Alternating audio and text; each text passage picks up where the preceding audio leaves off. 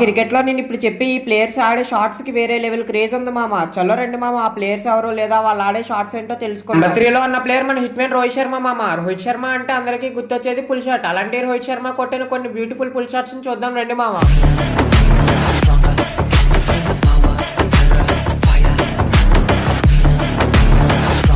Number 2 లో ఉన్న player మన కూల్ కెప్టెన్ మహేంద్ర సింగ్ ధోని మామ. ధోని అంటే అందరికీ గుర్తొచ్చేది హెలికాప్టర్ షాట్ కదా. అలాంటి మహేంద్ర సింగ్ ధోని కొట్టిన కొన్ని బ్యూటిఫుల్ హెలికాప్టర్ షాట్స్ ని చూద్దాం రండి మామ.